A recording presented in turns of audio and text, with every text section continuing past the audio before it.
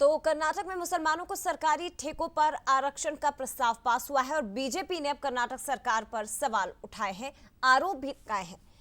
आरोप ये लगाए गए कि हलाल राजनीति पर उतरी है हलाल हूती कांग्रेस। ये आशीष अग्रवाल ने कहा है, देश को धर्म के आधार पर तोड़ने का नया षड्यंत्र, तुष्टीकरण की राजनीति करने वाली कांग्रेस। खड़गे और राहुल गांधी अपना रुख स्पष्ट करें, तत्काल इस कुत्सित आरक्षण को वापस लें।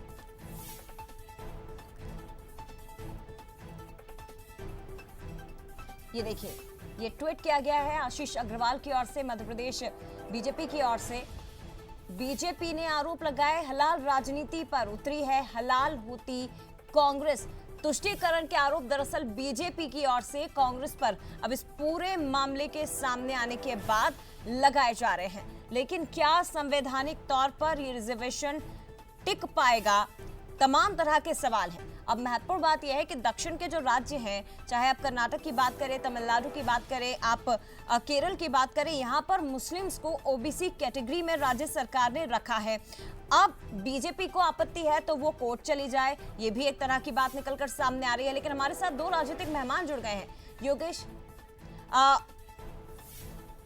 उनसे बात करने की कोशिश हम करेंगे, हमारे साथ मेहमान भी जुड़ेंगे। लेकिन कर्नाटक कैबिनेट ने सरकारी ठेकों में मुस्लिम्स को 4% के आरक्षण को मंजूरी दी है और इस पर राजनीति तेज और इसे असंवैधानिक बीजेपी बता रही है।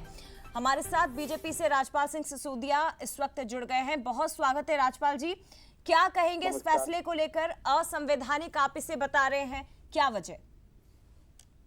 देखिए, राहुल गांधी और राहुल गांधी की पार्टी के लोग हाथ में संविधान की किताब लेकर जिस प्रकार से पिछले कुछ दिनों से अपनी राजनीति चमकाने का प्रयास कर रहे हैं, उन्होंने अपने पूर्वजों के उसी काम को आगे बढ़ाने का काम किया है। नेहरू जी के समय आजादी के वक्त भी धर्म के आधार पर इस देश का विभाजन करने वाली कांग्रेस आज फिर धर्म के आधार पर, तुष्टीकरण के आधार पर कर्नाटक में जिस प्रकार से सरकारी ठेकों में मुसलमान को 4% मजहबी भेदभाव के साथ में आरक्षण देने की बात कर रही है। मैं समझता हूं कि मोदी जी जिस बात को कह रहे थे उसी बात को इन लोगों ने आगे बढ़ाया है। मोदी जी एक आरोप लगाते आए हैं लंबे समय से कि जो पिछड़ा वर्ग के और दलितों के आरक्षण को कांग्रेस मुसलमानों के नाम करके डाका डालने का काम कर रही है। उसी बात को आज कर्नाटक का जिस प्रकार से ये परिणाम आया है, जिस प्रकार से ये जो एक निर्णय आया है, उस निर्णय ने उस बात की पुष्टि कर दी है। आज धार्मिक भेदभाव के आधार पर, मजहबी भेदभाव के आधार पर देश को फिर से एक बार तुष्टीकरण के तहत आरक्षण देकर और कांग्रेस देश की पिछड़े और दलितों को आग में झोंकने का काम कर रही है। कांग्रेस पार्टी का राजपाल जी, कोर्ट जाने का ऑप्शन तो खुला हुआ है ना बीजेपी के पास। जिस प्रकार से तुष्टीकरण कोर्ट जाए बीजेपी कर रही है, निंदनीय है। राजपाल जी में पराकाष्ठा है, राजपाल जी आवाज पराकाष्ठा है। सर, सवाल यह है कि कोर्ट जाए बीजेपी, अगर आपत्ति है बीजेपी को इस फैसले पर कर्नाटक सरकार के, तो कोर्ट जाने का रास्ता तो खुला हुआ है ना आपके पास। वो तो चले जाएंगे, उसमें कांग्रेस को कहने की जरूरत थोड़ी है, वो तो जाने वाले जाएंगे। और कोर्ट में पहले भी गए हैं लोग, और इस प्रकार के निर्णय कोई मनमानी थोड़ी होगी। ये देश संविधान से चलता है, ठीक है। संविधान की किताब जेब में लेके घूमने से, राजनीति करने से नहीं चलता है। कांग्रेस के नेता जिस प्रकार से संविधान की छोटी किताब जेब में लेकर घूम रहे हैं, ये संदेश दे रहे हैं कि संविधान उनकी जेब में है। वो जब चाहे जब इस देश के बंटवारा मजहबी आधार पर कर सकते हैं। पंडित नेहरू ने भी आजादी के समय यही किया। इस देश को धर्म के आधार पर बांटने वाली कांग्रेस आज फिर समाज के ताने बाने को बिगाड़ने का काम कर रही है, क्योंकि वो वोट के लिए छटपटा रही है, क्योंकि जनाधार उनका छीन चुका है। क्योंकि कांग्रेस आज जो है अपने अंतिम चरण में चल रही है, ताबूत में अंतिम खील ठोकने का काम कर रही है। जिस प्रकार से, चलिए ठीक है, आप जो बातें कह रहे हैं उस पर जवाब ले लेते हैं। योगेश यादव जी, अधिकारों को छीनने का काम लगातार योगेश, ठीक है राजपाल जी, एक सेकंड रुक जाइए सर, जनता समझ, एक सेकंड रुक जाइए राजपाल जी। योगेश यादव जी हमारे साथ कांग्रेस प्रवक्ता इस वक्त जुड़े हुए हैं। योगेश यादव जी, जब बाबा साहेब ने आरक्षण को लेकर व्यवस्था की थी, उस समय ये परमानेंट नहीं था, स्थायी नहीं था। हर 10 साल में इसकी समीक्षा करने की बात उनकी ओर से कही गई थी। और ये धार्मिक आधार पर क्यों? ये तो आर्थिक आधार पर किया गया था व्यवस्था। अब राजनीतिक दलों ने अपने अपने हिसाब से अपनी अपनी व्यवस्थाएं कर ली हैं। धार्मिक आधार पर आरक्षण कैसे संभव है सर? देखिए, डॉक्टर बाबा साहब भीमराव अंबेडकर जी ने हमेशा समता मूलक समाज की स्थापना पर जोर दिया है और ये समता मूलक समाज के अंतर्गत ही कांग्रेस ने उन्हीं को अनुसरण करते हुए आगे बढ़ाया है।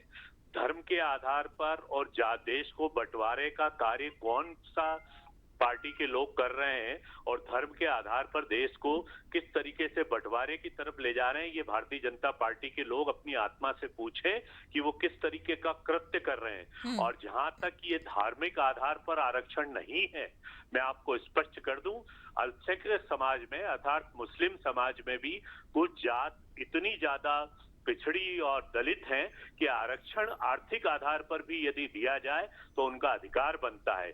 मुस्लिम समाज में एक फकीर जाति होती है, शायद इतना ज्ञान नहीं होगा राजपाल जी को, एक फकीर जाति होती है, एक ढपली जाति होती है, कहलाते, एक भिस्ती जाति होती है जो बहुत गरीब रहते हैं, जिनका लालन पालन ये बहुत पिछड़ी और दलित जाति है। अच्छा, भारतीय जनता पार्टी के लोगों को ये पिछड़े वर्ग के भी दुश्मन है, पिछड़े वर्ग का आरक्षण इन्होंने रोका है, वो हिंदू समाज से संबंधित है, लेकिन पिछड़े वर्ग का आरक्षण भारतीय जनता पार्टी ने रोककर ये बता दिया है कि हम लोगों का दृष्टिकोण इस समाज में बंटवारे का है, पिछड़ा दलित। कोर्ट में कैसे टिकेगा सर आपका ये फैसला, कोर्ट में कैसे टिकेगा योगेश यादव जी?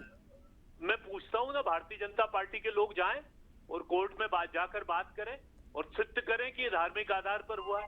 पिछड़ी जाति, फकीर जाति और ढपली जाति के लोग हैं जो ढपोलची हैं, उनकी आर्थिक स्थिति देखी जाए। ठीक है। और इसी तरह पिछड़ा वर्ग में जिस तरीके से गरीब है लोग, कामगार है, काश्तकार है, और जिस तरीके से मध्य प्रदेश में इन्होंने पिछड़े वर्ग के आरक्षण को रोका, कमलनाथ जी सरकार ने जो लागू किया था, तो इनका चेहरा तो चलिए ठीक है, आरक्षण पर सियासत कोई नई बात नहीं है, आमजन भी इसका आदी हो गया। योगेश यादव जी, राजपाल सिंह सिसोदिया जी, बहुत धन्यवाद आपका तमाम जानकारी के लिए। लेकिन इस